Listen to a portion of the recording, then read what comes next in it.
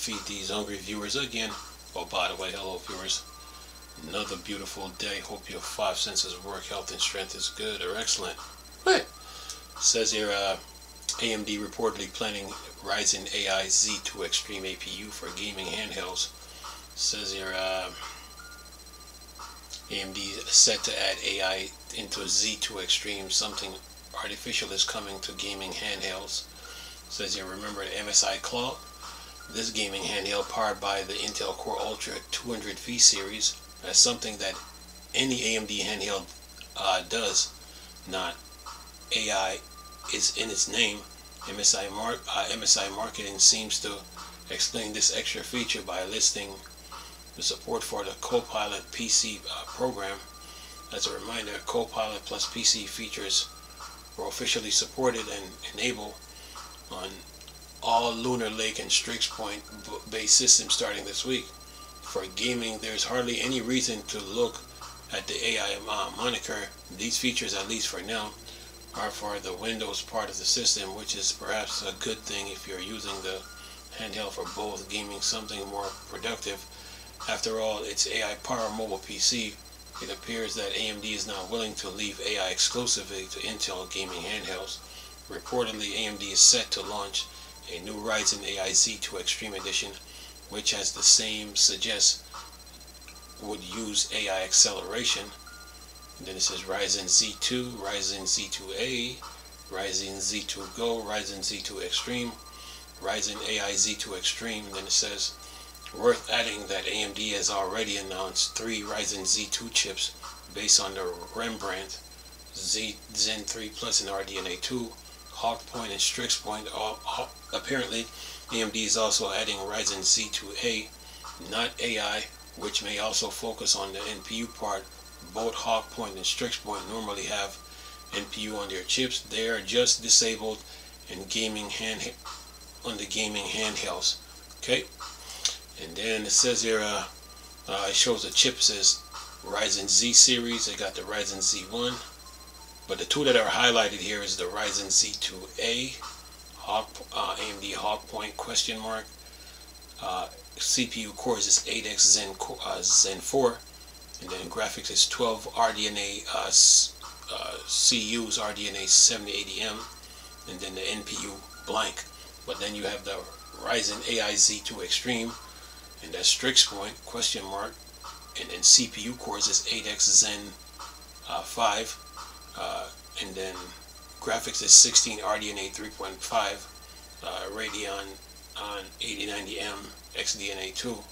So, and then it says I got 20 comments in the section. So, but that's the end of the article though. But AMD is at it again, and ever since MSI used AI in their Claw 7 AI and their MSI and the Claw 8 AI, AMD is following Intel on this. So they're coming with a Z2 Extreme chip now with the AI involved. So we don't know who is using it. You know, we don't know if it's Microsoft. We don't know if it's ASUS. Of course, Microsoft ASUS is supposed to be helping Microsoft with their handhelds, but then ASUS got their handhelds to work on too. And we don't know if it's Lenovo. Of course, there's Lenovo. They have theirs out already. So we don't know who is using this Z2 Extreme chip with the AI. So we don't know. So, but for right now, it's anybody's guess, you know. Throw it up in the air, you know. So yeah, but AMD's got their hands in these handhelds, man. So yeah, enough. I mean, it's not Valve said they're looking for a generational leap. So if AI is the way to go, we don't know if it's even Valve, or we don't know if Valve is using a Van Gogh 2 chip. We don't know. So for the Steam Deck too. So right now it's anybody's guess right now. So we got 20 comments in the section. Let's see what these people are talking about here. Who's this? Better said this. He says 8 CUs, 12 CPUs, 16 CUs. Now we're talking. And then Killinger said this: CU count really doesn't matter for much. There's devices are massive memory bandwidth starved. That's why the HX365 barely outperformed the 370 at high TDPs. Then Mark said this, as a friendly reminder, be aware of actual power for that 16 CUs, meaning system on it, 16 CU GPUs, when it's performing as desired. ROG Ally has, with much more powerful Z1 Extreme, got beaten by the Steam Deck non-OLED at 15 watts. Yeah. It says here, then Matthew said this, the only AI that would matter in this chip would be FSR4 capabilities, but far as I know, we won't see that in these chips, so what's the point? And then Eric said this, it is called HX370, and we already have it. Whole point of this extreme APUs was removing the unnecessary NPUs. And then Mark said this, HX370 cores more powerful than 2 different CCDs, and its latency between CCDs is so high that got it gaming performance drag, especially in games like Zenless Zone Zero. It's more suitable for productive use on laptops. So another important point of this extreme variant is offer a 1 CCD CPU with the TOP16 GPUs, eliminating the significant CCDs to CCDs latency. Plus, battery life is crucial for handhelds. Even half an hour more is better than none. The extreme variant is also tuned for performance at low watts. I'm not sure about the NPUs, but it's also possible for fake frames that may help saving power when it's less of an issue. Yeah, these boys know their stuff, man. And then Andre said this, I assume no RDNA 4, no FSR 4 in a gaming handheld in 2025, question mark. What are you doing, AMD? And then Shannon said this, I assume the Ryzen AI Z2 Extreme will support FSR 4. And then SAS said this, FSR 3 is good enough for 7-inch screen, LOL. Now, we got to get out the 7-inch screen range. We need 8. Come on now. And then, who was this? Dio said this, not really. It sucks. Even on smaller display, also most handhelds are getting bigger with 8-inch displays on average. And it's especially since handheld we upscaled from sub HD to 1080p so far has less real pixel to work with, comparing to when you use it to upscale from an example 1080p to 1440p at 4K. Yeah, that's why Valve didn't rush the Steam Deck too. I can see why now based on that comment. And then Uncle said this, FSR has come a long way, sure, but implementation is still really inconsistent, depending on heavily on the game, unlike DLSS, with pretty much always look great, and now with transformer models looks amazing and often better than native. Some games look great with FSR 3 upscaling on handhelds. Some look awful and need to be run at native resolution, 800p display. The main benefit of FSR 4 for handhelds would be the huge reduction in overhead on the GPU part of the APU. FrameGen, for example, is basically usable on handhelds because the overhead and latency is just way too high, as it feels extremely laggy even in non-action heavy games. Offloading these functions to the APU would further increase image quality, improve performance at the given level of upscaling, and most importantly decrease latency for FrameGen applications. This is likely why Valve won't release a Steam Deck 2 until either has RDNA 4 or RDNA 5 chip available with some sort of native ML based upscaling and FrameGen in order to reach that true generational leap in performance. Good point. And then who is this? Spec said this, it's more important when docked and outperforming to a large monitor slash TV.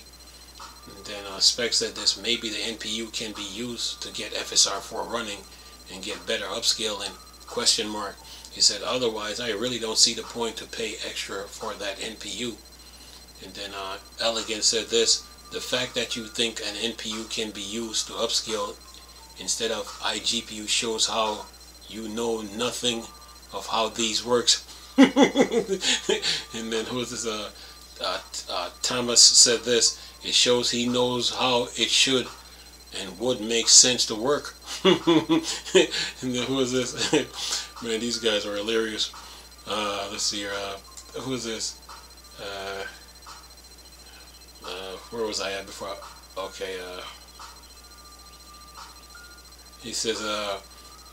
Who is this? And the spec says this. Why not? Bandwidth issues to send the frames and motion vector? Question mark. Not enough TOPS to run FSR4 in the necessary time. Wrong kind of operation support by NPU compared to the requirement of FSR4. Also, Microsoft Auto SR Upscaler is running on the NPU of the Snapdragon Elite chip. So why would AMD not be able to do the same with FSR4? Question mark. Good point.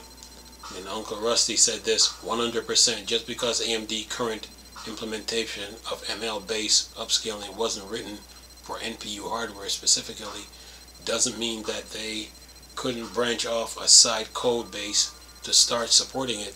This would be beneficial as more universal and open standard too, as it means it could potentially run on any GPU or any CPU with NPU hardware. Then Elegant said this. They're going at it in this comment section, man. Elegant said this. Now this comment right here spot on, yet I won't be seeing it happening anytime soon. And then who is this? Genome said this. These NPUs are plenty waste die space for now. It seems like enough use for NPUs, but it seems like barely any software is going to work with it for now. And then Diego said this.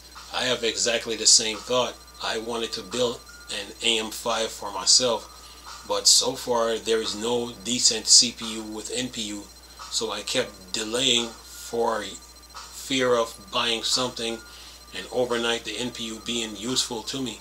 But now that AMD got it right in AI on GPUs, I doubt anyone really cares about supporting these NPUs. Maybe only Microsoft and the respective CPU manufacturers inventing one tool or another to use them for basic things, which anyone with a modern GPU will do better.